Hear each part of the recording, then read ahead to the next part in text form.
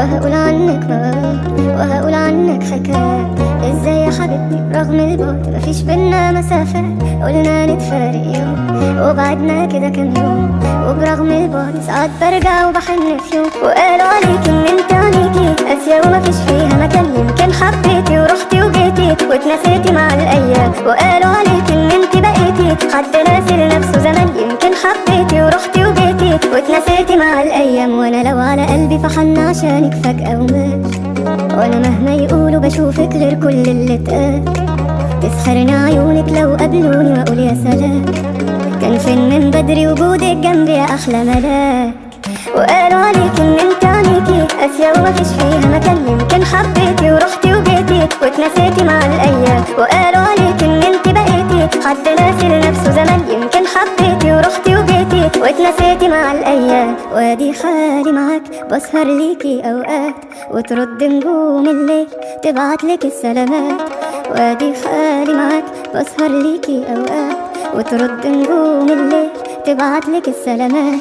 وقالوا عليك ان انت عليكي قاسية ومفيش فيها مكان، يمكن حبيتي ورحتي وجيتي واتنسيتي مع الايام. وقالوا عليك ان انت بقيتي حد ناسي لنفسه زمان، يمكن حبيتي ورحتي وجيتي واتنسيتي مع الايام. وقالوا عليك ان انت عليكي. دي لقطة على فكرة يا ادهم باشا، ومش هتلاقي زيها ابدا. ما انا عارف طبعا، واضح دي على الطوب، مش هلاقي زيها فين؟ ما هي كل الشقق اللي في العالم على الطوب. انا قصدي يعني في ترتيب اوضها. ما هو واضح. طيب هسيبكم تتفرجوا عليها بقى. حرام كسفت الراجل والله. مالك متعصب كده ليه يا ابني؟ متعصب كده ليه؟ لا ابدا، اصل الهرم مخلينا نروح نشوف شويه على الطوب. ليه ان شاء الله؟ ليه يعني؟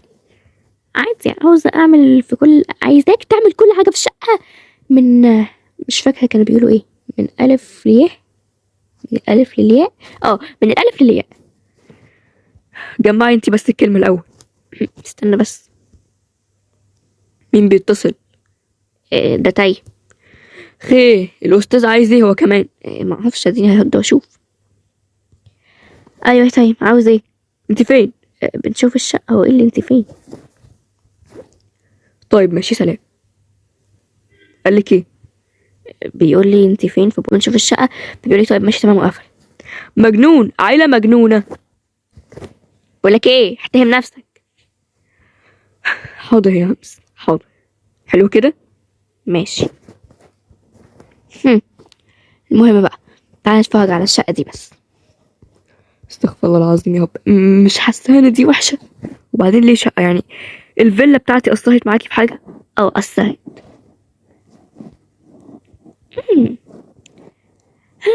مش عارفة الصراحة. يا إموهي.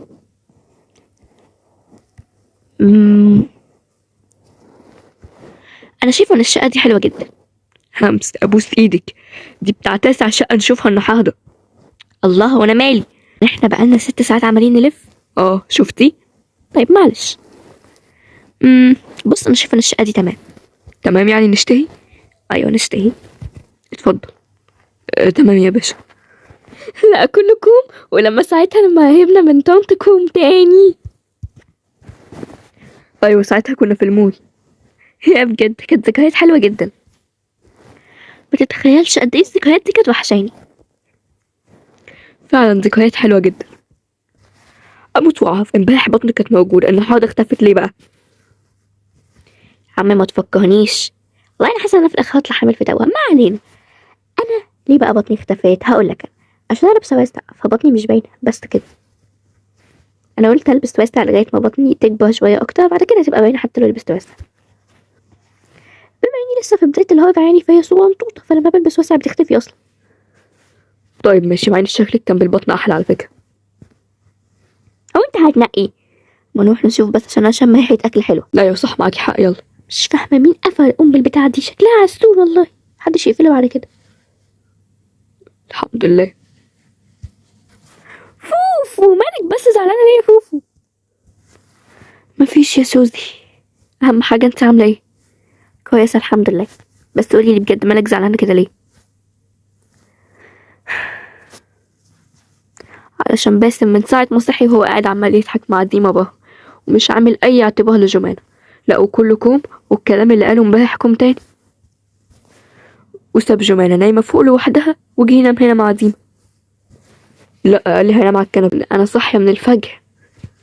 انا دايما كل يوم بصحى الفجر، وصحيت ما لقيتوش.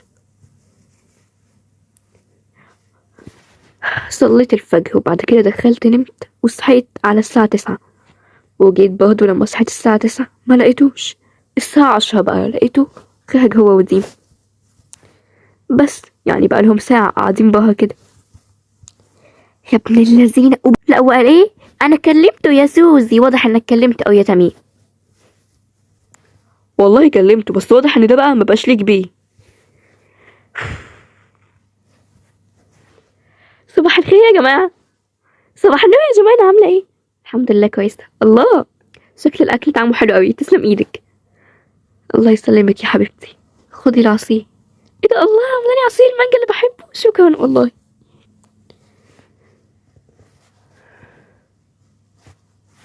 طيب كلي معانا. ماشي يا ابني، حاضر. امال فين باسم؟ لسه مصحيش؟ هو قاعد هناك مع حبيبة القلب. خليه خليه. وانت هتسكتي؟ ما اسكتش ليه؟ يلا الاكل اتعمل، ولا هي القعدة حلوة للدرجة دي؟ ايه ده بجد؟ طيب ماشي جايين. وبعدين هو حد يشرب القهوة قبل الاكل؟ ايوه عادي، مش فاهمة يعني. وبعدين انت مالك؟ عيب راجل يمد ايده على ست، بس سوزي لو مدت ايديها عليكي مش عيب. وهو فين الرجالة اللي في البيت؟ مش شايفة غير باسم الصراحة.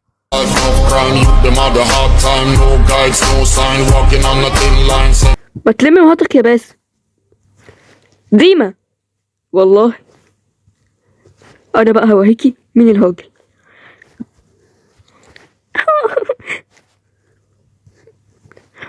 سيب شعري. وبعد كده يبقى لم مراتك. مش فاهم بجد ايه ده؟ ست يتيم واديتها علقة عمرها ما هتنساها في حياتها اصلا. لا بجد برافو. وبعدين لسه كده كده انا هكمل عليها. يبقى اندهيلي بس عشان افرح فيها. عيوني. جمانة ما اسمعكيش بتقولي تميم عيوني تاني، انتي فاهمة؟ وتروح تتشطها على ديما، ولا جاي تتشطها عليا انا؟ خلاص بقى يا باسم، هو انت زعلان مني؟ يعني تقلي ادبك على صاحبي وتتكلمي بطريقة مش حلوة، وده مش حلو ليكي اصلا، ومش عايزة ازعل. يا حنين، سامعة بيقول ايه يا سوزي؟ سامعة وشايفة. لو ضربت باسم بقى يا جمانة ما تبقيش تزعلي. مش هزعل يا اخويا، مش هزعل. خلاص بقى يا بستوبي، انا اسفة. وبعدين بقى انا اقعد هنا عشان الاستاذ باسم ده ما يقعدش في الاخر برضه باسم يقعد جنب جمانة؟ مش فاهمة ايه ده.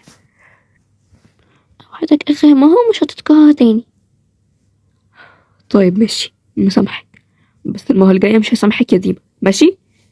ماشي. ما تاكلوا يا جماعة، الاكل هيبرد. خليكي ده فتحية، انا اللي هغسل. لا يا ابني ما تتعبش نفسك. لا خليكي انتي بس ما تتعبش نفسك. خلاص والله انا اللي هغسلهم، وانا حلفت. طيب ماشي يا ابني. ايه وانت ناوي تسكت لديما؟ هي عملت ايه؟ عملت ايه؟ لا ما عملتش حاجة، بس لما اروح دلوقتي واضربها ما تبقاش تيجي وتتحمق لها، ولا هيقدر يعمل حاجة. محترم وعمره ما يمد ايده على واحدة ست اصلا. مش معقول قلبي راح غير مساره، كمان هيجيب صداع، كان برج من علي بابه. اي والله ينفوزار، كان من جوا القلب ناره. مين دي الجمال هيجيب صداع يا استاذ؟ ها؟ تفرق معاكي في ايه؟ لا ما تفرقش معايا في حاجة. تفرقش معايا في حاجة طبعا. انا ماشية. احسن لك تبطلي تحاولي يا حلوة. احاول في ايه؟ تحاولي مع باسم. خلاص كده هو نسيكي، مبقاش بيفكر فيكي اصلا. قلتلك انا لو عاوزاه يحبني هخليه يحبني، وانا عوزت ودي دلوقتي بيحبني وفضلني انا عليكي. وانتي ناسية اخر نتيجة؟ 3-1. شكلك مش ملاحظة ان دلوقتي بقينا 4-3. ده امتى ده؟ اولا لما خليت باسم يجي ويتكلم قدامكم كلكم وينشر الخبر ان انا مراته التانية. ثانيا اتخانقتي انتي وباسم امبارح. ثالثا دلوقتي لما رحت واتكلمت على شمين بطريقة وحشة، لو صاحب عمره ما قدرش يعمل حاجة، ده معناه انه بقى يحبني اكتر من صاحب عمره اللي بيحبه اكتر منك اصلا. كل ده وانتي مش واخدة بالك، عشان تعرفي ان انا ده هلعب ومن غير ما اقول، وكل ده في يوم واحد. تخيلي لو كملت معاكم ليومين كمان هيطلقك ويرميكي بها واكون انا الاولى والاخيرة. خلصتي كلامك؟ وناوي على ايه تاني يا ديما؟ اعملي اللي تعمليه، ما بقتش فيها يا حبيبتي. يلا سلام، اسيبك انا بقى. كويس انك موجود، انا نازله. رايحه فين ان شاء الله؟ رايحه الشغل. من امتى وانتي بتروحي الشغل؟ انتي بقالك كتير جدا مش بتروحي اصلا. شغلي ولازم اروح، اظن ما فيهاش حاجه دي. طيب تمام، اوصلك؟ لا شكرا. يوه، مش عارف اوازن بينهم هما الاتنين.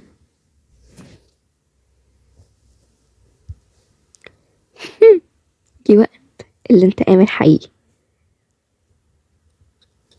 تمام انا نازل. رايح فين؟ جمال راحت الشغل وانا رايح وراها. طيب روح، خلي بالك من البيت كويس ها. ماشي. خلاص من دلوقتي وانا هرجع شغلي وهواهي ديما مين هي جمانة. حضرة الضابط جمانة هرجع وأقوى من الأول بكتير. أما بالنسبة لديما فسهل جدا يعرفها مين هي جمانة. ايه ده؟ انا نفسي افهم ايه اللي حصل يا باسم، وازاي جمانة عملت حادثة وانت ازاي اساسا عرفت ونزلت وراها، وجمانة كانت رايحة فين، ودي بقى علاقتها بالموضوع. الحمد لله ان هي جت بسيطة وطلعت حاجة بسيطة جدا. طب واللي بقى دول مش هطمنهم؟ انت قاعد هنا مش فاهمة، فهمني. اقتنع ان مامتك وباباك وام جمانة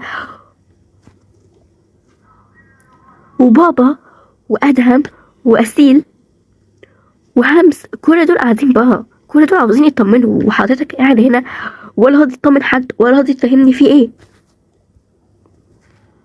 طالما انت خايفة عليهم قوي كده كنت روحي طمنيهم انت.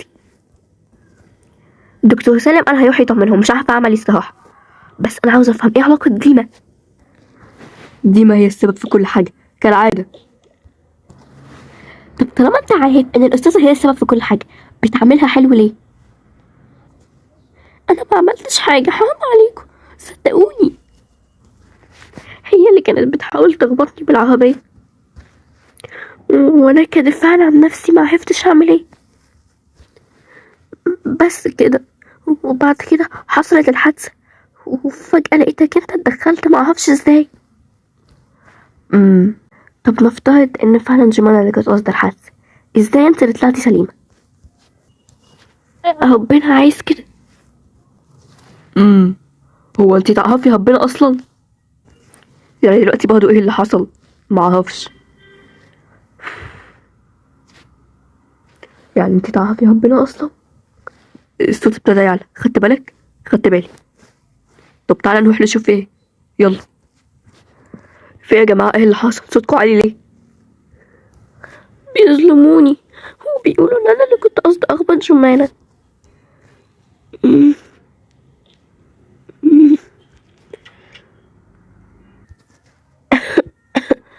هو ايه اللي حصل يا جماعه؟ في ايه؟ جمانة انت كويسة؟ ايوه كويسة. في ايه؟ الحمد لله على السلامة يا جمال. الله يسلمك. بس ايه اللي حصل؟ انا مش فاكرة اي حاجة غير ان انا كنت ماشية بالعربية عادي ورايحة للشغل، فجأة لقيت حد بيخبطني جامد، وبعد كده لما ركزت لقيت ديما، بعد كده غالبا اغمى عليا ومحسيتش بأي حاجة تاني بعدها. لا فعلا يا ديما، جمانة اللي كانت قصدها تخبطك. ايه؟ هو انت بتتبلي عليا كمان؟ والله شكلي نسيت انك ديما، وديما اتوقع منها اكتر من كده كويس جدا. يعني ايه دلوقتي يا جماعة؟ مين اللي خبط مين؟ ما تصدقوهاش، دي كدابة. باسم ما تصدقهاش. ايه؟ وهنا جمانة سمعت صوت ان باسم ضرب حد بالقلم، ما كانتش عارفة تحدد اذا دي هي ولا ديما، فتلقائيا غمضت عينيها. انت بتضربني يا باسم؟ انت بتكذبني؟ جمانة عمرها ما تكذب، وفعلا زي ما جمانة قالت، طالما انت ديما الألفي يبقى انا اتوقع منك اي حاجة. بس انا قلت اني بدأت بداية جديدة. وهو مين الأعمى المتخلف اللي يصدق انك فعلا ممكن تبقي طيبة؟ مين اللي ما عندوش عقل اصلا ويصدق كده؟ شمانة في نفسها هتاخدي حق اللحظة دي كويس قوي يا ديما، وبكرة هتشوفي مين هي جمانة المنشاوي، اللي اظن انت عرفتي مين هي كذا مرة. انت اللي كبرتي الموضوع، يبقى انا مش مسؤولة عن افعالي. طيب تمام. لا، أستاذ جمانة دلوقتي حالتها كويسة جدا والحمد لله. طيب الحمد لله. يعني دلوقتي اقدر اروح اكمل الشغل بتاعي؟ أيوة تقدري تكملي يا دكتورة جودي. طيب تمام. اهدوا يا جماعة، مفيش داعي لكل القلق ده، كانت حاجة بسيطة والحمد لله أنا كويسة دلوقتي. جمانة انت كويسة؟ أيوة يا ماما، متقلقيش عليا يا حبيبتي، أنا كويسة. مش فاهمة يعني كان ايه لازمتها يا أسيل إن احنا نيجي؟ يا ماما ازاي بس ما تجيش تطمني على جمانة؟ دي حتى تبقى مرات ابنك. ما بحبهاش، ما بطيقهاش، وأظن انت عارفة كده كويس أوي يا أسيل. صح؟ صح يا حبيبتي؟ صح يا ماما، بس دي كانت تأدية واجب،